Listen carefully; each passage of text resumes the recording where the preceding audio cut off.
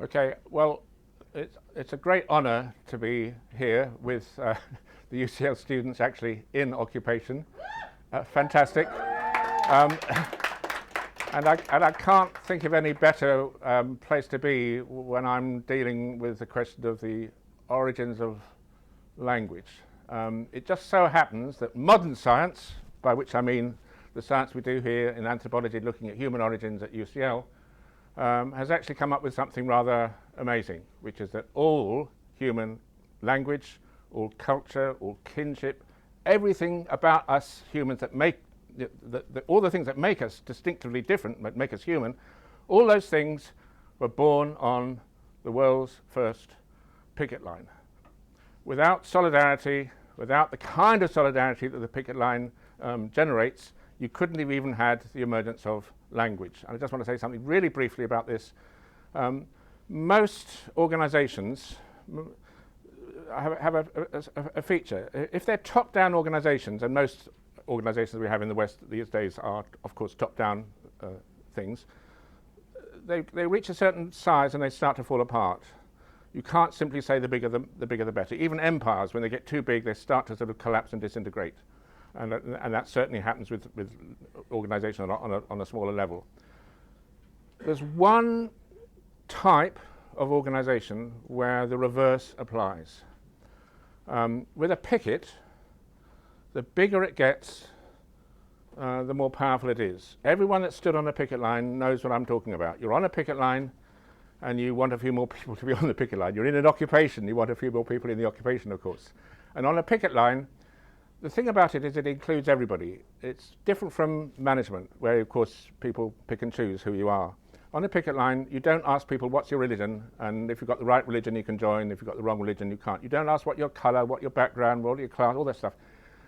The fact that you're on the picket line is quite a costly thing. You might be losing a day's wage or a week's wage or a month's wage, and that's a signal of commitment.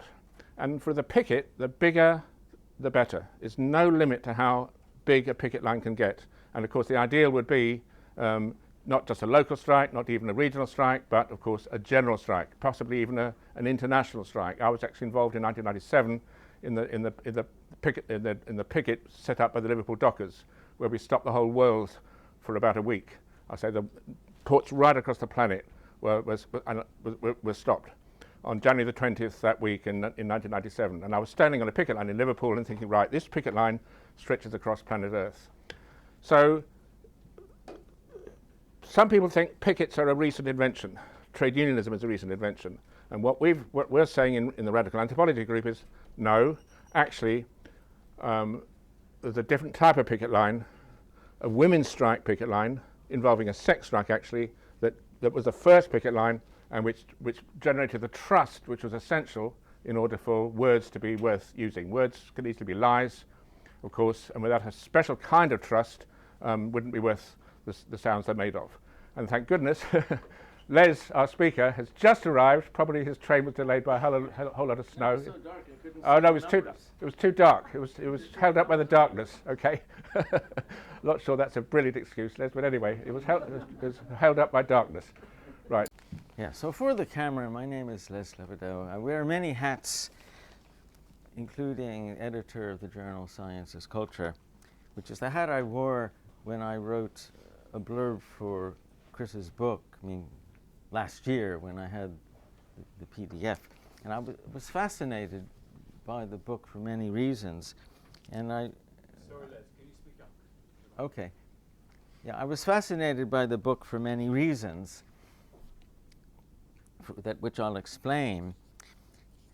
And then when he asked me to do an introductory talk here, I was even more interested, and then it turns out it's during the strike, which probably draws more people. But just an apology about the timing, because I was reluctant because I have an evening class every Tuesday at 7:30, but it's 5 minutes walk away. So I'll be leaving shortly after my talk, unfortunately. For that reason, I give my apology now. I'll just quietly drift away, make a path through here. So my perspective on the issues in the book come from my experience almost a half century, is that possible, of doing critical analysis of science and technology as an integral part of the capitalist project. From the mid-70s onward, I was centrally involved with the Radical Science Journal, which was in turn part of the broader movement of critical scientists and critical perspectives on all of science and technology from many kinds of people, regardless of what might be their professional hat. And this journal was part of the broader movement under the umbrella of the British Society for Social Responsibility in Science, which also published the, say, more activist magazine called Science for People. It's a legacy which has all its documents on an archive if you're interested in that history. But when I read Chris's book, I saw a quote from Marx, which we had put on the front cover of our journal in 1977 from Marx's economic and philosophical manuscripts, 1844, when he said, "One basis for life and another for science is a priori a lie." So, People say they can't hear at the back. I don't think it's I think the only solution is for people see, the microphone is for recording. It's so I'll just try to project. Okay, so should I repeat the quote? Yes. Okay. Yeah, on the cover of the Radical Science Journal, in 1977, we put this quote from Marx's Economic and Philosophical Manuscripts, 1844, where he said, "One basis for life and another for science is a priori a lie." And it's one of many wonderful quotes that which we gave new meanings, like a century and a half later. And then we went on to elaborate many concepts from Marx, including reification, fetishism, which he applied mainly to labor expectation in the commodity form. We extended that to scientific knowledge and the role of technology as reifying relations among people as relations between things. And we analyzed the dominant forms of knowledge as capitalist science, in the sense that the knowledge is constituted by a capitalist division of labor, professional hierarchies, metaphors drawn from mechanics, industry, finance, and these are even more pervasive now than they were in the 1970s. If you think of natural capital, gene banks, and so on. And we were always rediscovering more from Marx, just as one of many, many examples. The letter he wrote to Engels about Darwin's theory of evolution, where he said, "Darwin recognizes among beasts and plants his English society, with its division of labor, competition, opening up of new markets, and so on. Darwin did not know what a bitter satire he wrote on mankind, and especially on his own countrymen, when he showed that free competition, the struggle for existence, which the economists celebrate as the highest historical achievement, is the normal state of the animal kingdom." A bitter satire, unwitting, satire on industrial capitalism, now being naturalized as ordained by the natural order of things. And we also analyzed how what is now called perhaps technoscience, that is an integral relation between scientific knowledge and technology, serves to naturalize specific value systems and naturalize a particular social order under the guise of objectivity, which we analyze as a systemic ideology, inherently mystifying the basis of knowledge. So I bring all those perspectives to the issues in Chris's book, but now I shift sideways to Chomsky's political significance as understood by millions of political activists all over the world. And I say I shift, you see why. I mean, as Chris said in his book, Chomsky is the most widely read and perhaps most widely cited author by political activists all over the world. And he was central to my political formation. Likewise, so many people I knew when I was a young rebel in the 60s, and I try to continue that rebellion in my own ways now.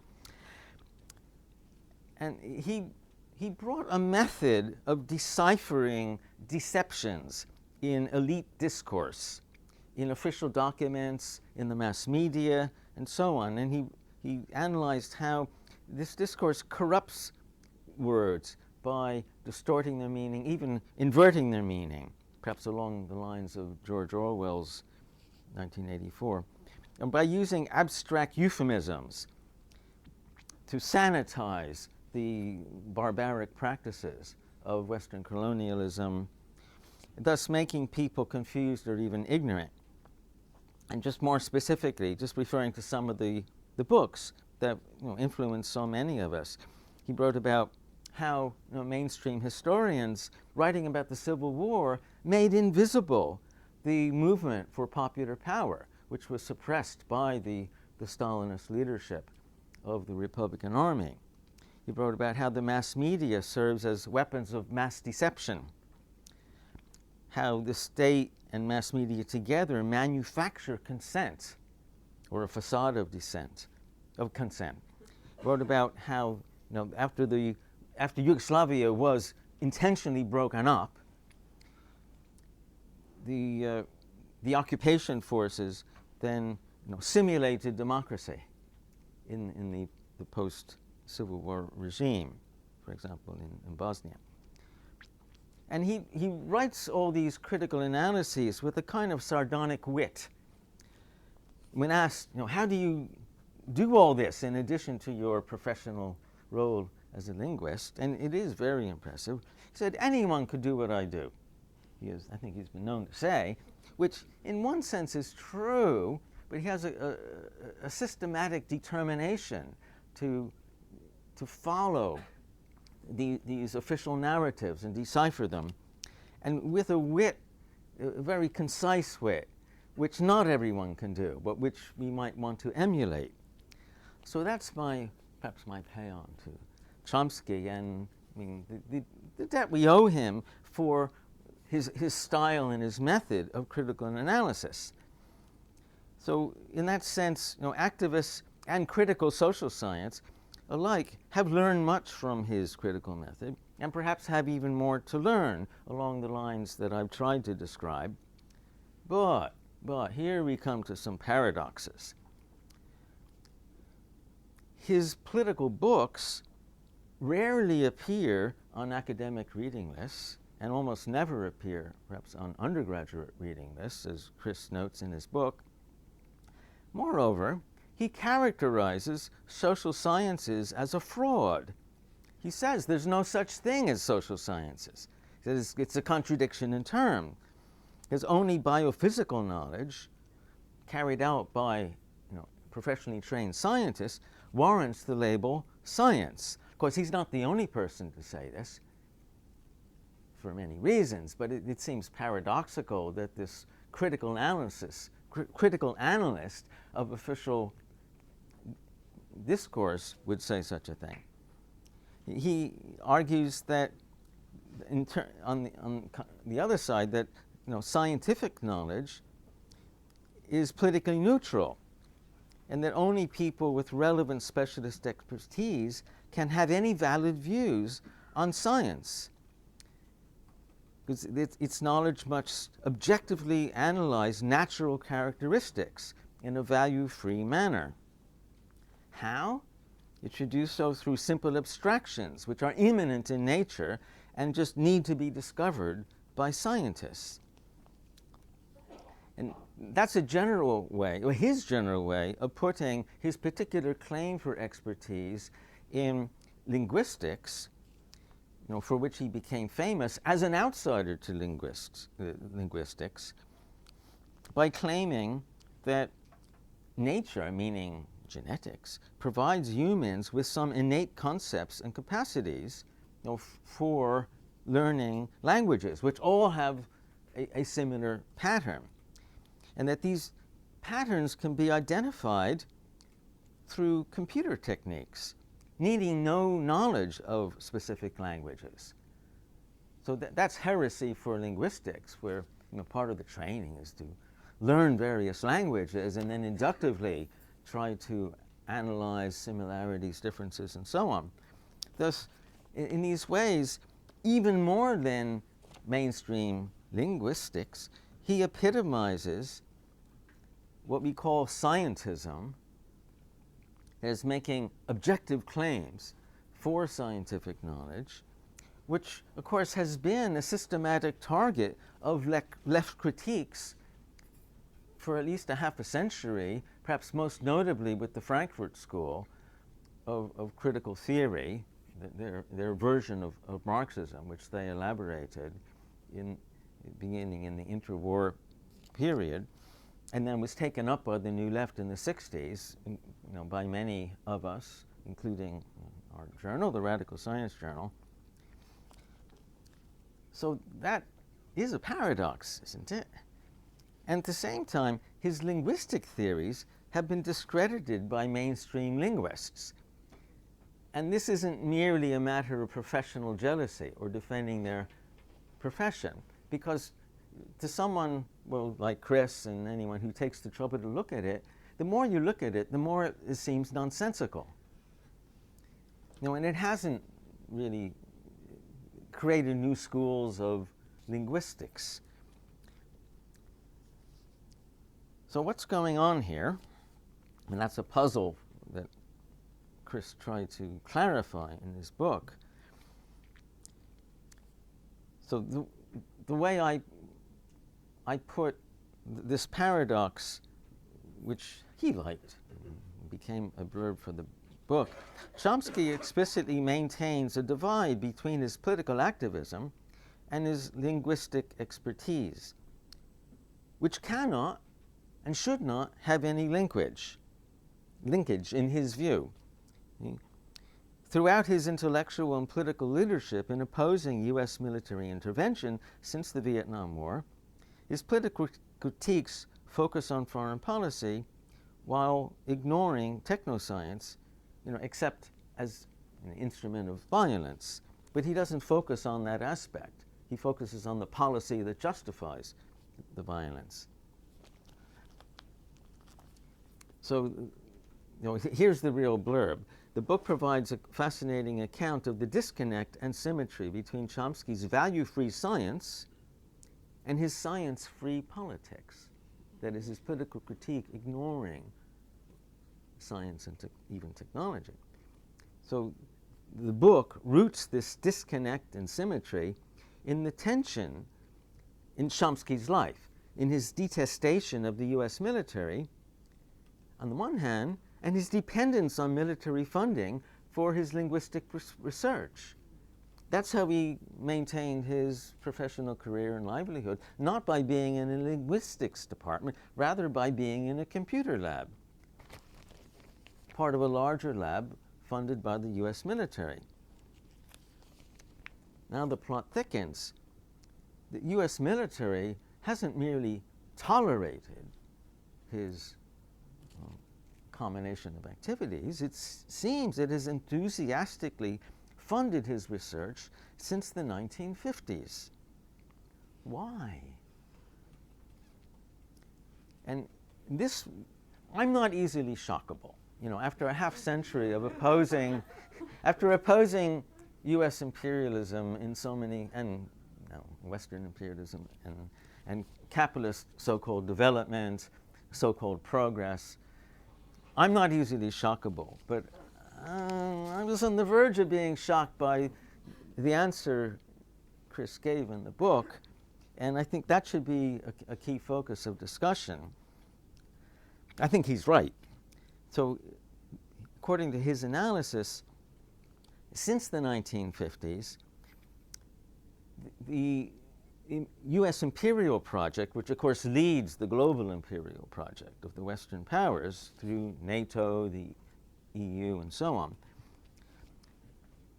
perhaps rightly saw a fundamental threat coming from the rise of what we might call anti-capitalist movements or anti-imperialist movements, what they called communist movements, in order to frighten people, basically, and justify more military expenditure, more state terror, which they called counter-terror, and so on. But they rightly identified a threat to their global rule, global hegemony. Moreover, they linked that threat of political movements with a shift in social sciences towards a materialistic institutional perspective on how everyday practices generate ideas or ideologies. So they were looking for ways to undermine those critical left-wing perspectives within social sciences. As Chris says, they sought to win hearts and minds, not only in the third world, as it was called back then, now the global south, but also in the academic professions at home. So Chomsky's scientific approach, which makes specific claims about linguistic capacities, just as an example of grand claims about knowledge as a whole, promotes high-level abstractions about innate ideas determining knowledge and behavior. So this scientific perspective undermines the prevalent critical approaches in social sciences, or at least can be used for that purpose, without any need for Chomsky to mention those implications, and certainly without any need to mention the left-wing influences in social sciences. Now here, I'm almost finished. I'll just refer in more detail to a bit of the book, which is simpler to read out or paraphrase, because I think this comes to the punchline. So this rise of critical materialistic perspectives, whereby, for example, institutions generate the ideas needed to maintain hegemony, which means labor exploitation, plunder of resources, racism, and so on, is challenged. Instead, this is displaced by a cognitive paradigm which places mind over matter, consciousness over life, theory over practice, in such a way that the fundamental premises of Marxist materialism were almost imperceptibly undermined, dissolved, and eventually dismissed as an old-fashioned dogma. When making his arguments, Chomsky did not need to mention Marx, because in the early years of the Cold War, the job could be done more powerfully, that is, more subtly, by redefining linguistics as a natural science, by insisting that social science is essentially fraudulent, and by attacking Marxism implicitly, at its roots in this way, through a firewall separating science from any political activism.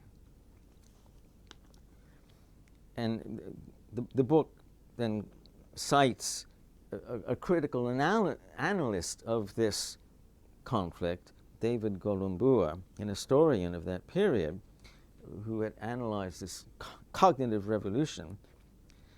He says the entire intellectual landscape was decisively reshaped as individuals, government entities, including military and intelligence bodies, and private foundations like the Rand Corporation, promoted values like objectivity and rationalism, against so-called subjectivity, collectivity, and shared social responsibility. It's merely irrational. Right? In this way, Marx's ideas were successfully discredited on every level, not only intellectually, but also politically and morally. Those of our generation know the concept hearts and minds, because that was a central slogan of the U.S. military to justify their, they called it a counterinsurgency campaign. We call it a terror campaign. In Vietnam, we're going to win the hearts and minds of the people. Here, it's about hearts and minds of intellectuals. So, as Chris then goes on to say, to destroy Marxism, therefore, it was necessary to strike at this point, shattering the all-important junction between theory and practice. We're putting ideas, almost innate ideas, naturalizing those ideas, as the starting point for knowledge, and as a matter for simply technical or professionally trained experts to have an exclusive preserve over each area of knowledge, whereby linguistics is just an exemplar of that general principle. So that's the bit that left me close to shocked. As I said, I'm not easily shockable. I have to agree, with the analysis in Chris's book. So here we have another twist, the most disturbing twist on the paradoxes that I mentioned before, whereby this intellectual counterinsurgency project against all critical perspectives in the social sciences was served by the author who is the most widely read among political activists opposing U.S. imperialism in the world. So to discuss, how is that possible, and why didn't anyone else highlight this paradox, as far as I know, or at least not in a prominent way, made accessible to political activists until Chris's book? He might have some ideas about that. And then more broadly, what are the broader implications, of that paradox? Certainly, this quotation, watch out. One basis for life and another for science is a priori lie. So whenever you see anyone claiming or pretending to develop a critical perspective on anything, watch out for the omissions. It may be subtle, the omissions about science and technology are somehow exempt from the critique, and especially watch out for anyone who explicitly exempts those areas of everyday life from critical analysis, especially critical analysis by political activists such as us.